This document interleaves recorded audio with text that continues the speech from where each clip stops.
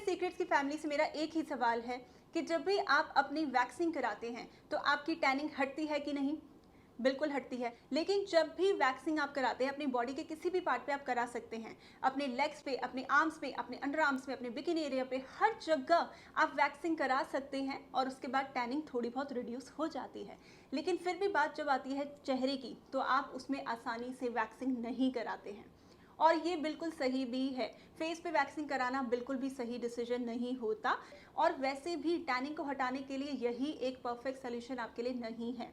तो इसलिए आज के इस वीडियो में आपसे शेयर करने वाली हूँ 1 डे चैलेंज, जिसको अगर आप लेंगे तो आप अपनी स्किन पे मौजूद जितने भी टैनिंग के इश्यूज हैं उसको भी हटा सकते हैं और अपनी स्किन का नेचुरल ग्लो फिर से पा सकते हैं। Keep watching. मेरी स्किन में ना ही कोई सनस्क्रीन है ना ही कोई मॉइस्चराइजर है इस वक्त, आप देख सकते हैं, और फिर भी स्किन में ग्लो है बहुत ही ज़्यादा अच्छा।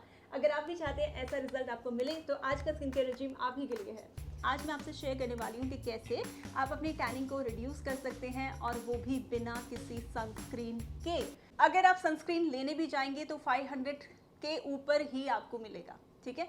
आप लेना चाहते हैं बिल्कुल लीजिए। ये वीडियो इस बारे में नहीं है कि मैं सनस्क्रीन के अगेंस्ट हूँ, ये वीडियो सिर्फ इस बारे में है कि सनस्क्रीन पे आप कंप्लीटली रिलाई नहीं कर सकते हैं अगर आप चाहते हैं कि टैनिंग से आप बच जाए।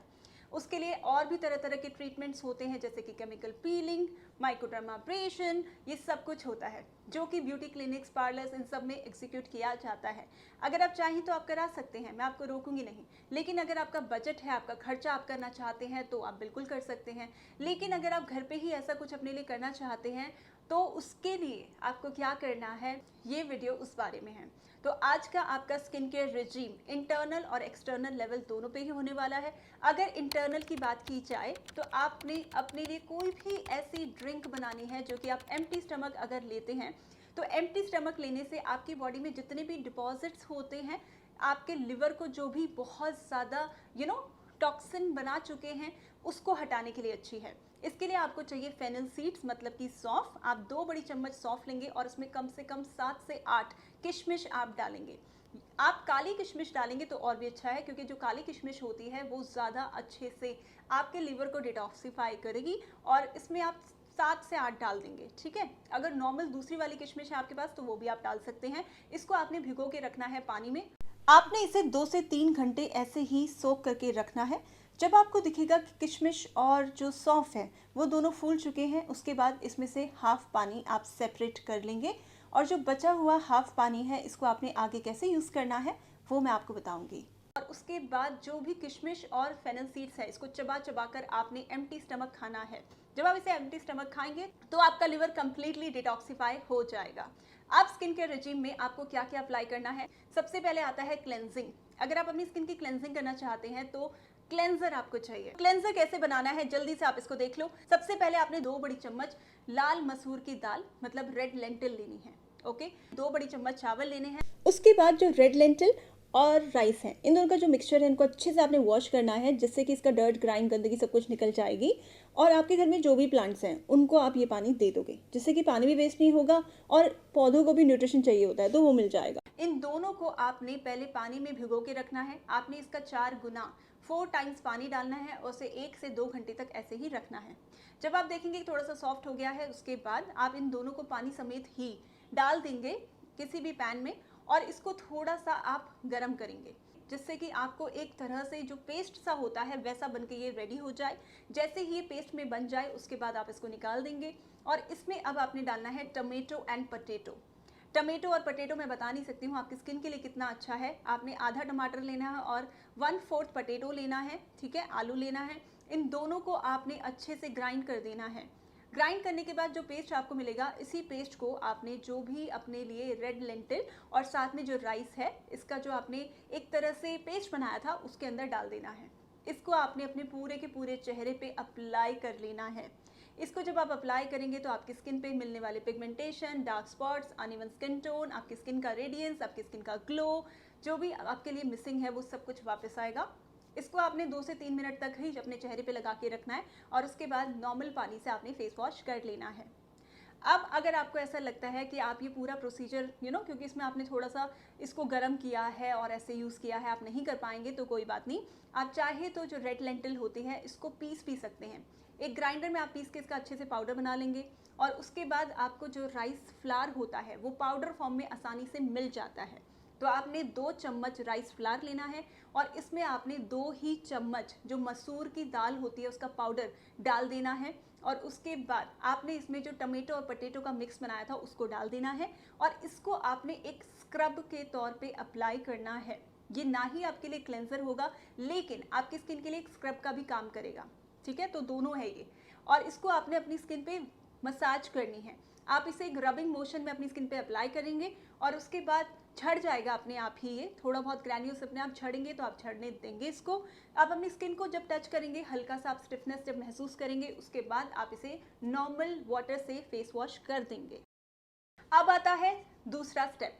इस वाले स्टेप में आपने जो पानी रखा था जो कि फेनल सीड्स का था और किशमिश का था, उस पानी को लेना है और इसी पानी को अपनी इजी कन्वीनियंस के लिए या फिर आपकी इजी कन्वीनियंस के लिए मैं एक स्प्रे बॉटल में शिफ्ट कर रही हूँ और इसी को अप्लाई कर लेना है। आप अपने हाथों से ही बस इसे पैटिंग मोशन में अपनी स्किन पे अच्छे तरीके से अप्लाई कर लेंगे और ये आपके स्किन के पोर्स जो कि लार्ज अपीयर होने लगते हैं, लार्ज ओपन पोर्स आपको दिखने लगते हैं, उनके लिए बहुत अच्छा है, उन्हें अच्छे से सेटल करने के लिए बहुत अच्छा है। आपकी स्किन को ये एकदम इवन आउट कर देगा। अपनी स्किन पे इसे अप्लाई करके आपने बस you just let it be. उसके बाद आपने कुछ नहीं करना है, इसको हटाना नहीं है, इसके बाद वाटर से आपने फेस वॉश नहीं करना है, कुछ नहीं करना है।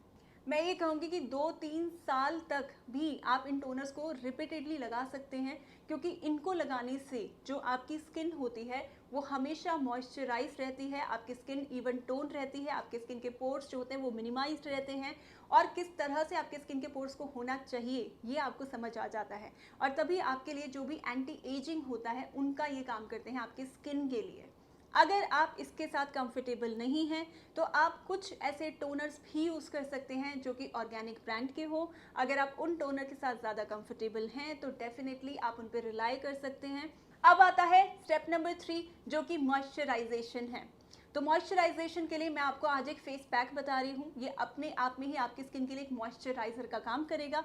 हालांकि ये कोई क्रीम नहीं है लेकिन जब भी आप इसे अपनी स्किन पे अप्लाई करेंगे तो आपकी स्किन को इनफ मॉइस्चराइजेशन मिल जाएगा। इसके लिए आपको चाहिए सबसे पहले राइस फ्लोर मतलब कि चावल का आटा। आप 1 चम्मच चावल का आटा लेंगे जिसमें आप आधी चम्मच यानी कि जो हाफ बड़ी चम्मच होती है वो आप लेंगे कॉर्न स्टार्च।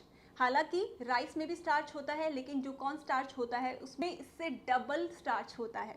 तो आप आधी चम्मच का कॉर्न स्टार्च लेंगे और उसके बाद आप इसे मिक्स करेंगे। इसमें आपने मिल्क डालना है अगर आपकी स्किन बहुत ज़्यादा ड्राई रहती है। अगर आपकी नॉर्मल स्किन है तो आप भी पानी डाल सकते हैं। अगर आपकी बहुत ज़्यादा ऑयली स्किन है तो आप रोज़ वाटर भी डाल सकते हैं।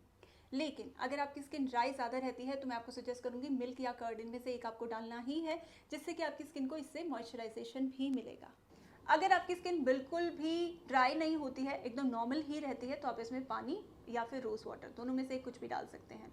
मैं इस वक्त यहाँ पे पानी डाल रही हूँ। अच्छे से आप इसे मिक्स करेंगे। आप इसे अपनी कंसिस्टेंसी के अकॉर्डिंग ही बनाएंगे। जितना पानी आपको चाहिए उतना आप डालेंगे। इसमें आप थोड़ा सा ऊपर नीचे कर सकते हैं पानी, उसमें कोई इशू नहीं है और इसे अच्छे से आप मिक्स कर देंगे। जब आपको ऐसा कुछ स्टिकी सा मिल जाएगा उसके बाद आप इसे अपने पूरे के पूरे फेस पे अप्लाई कर लेंगे।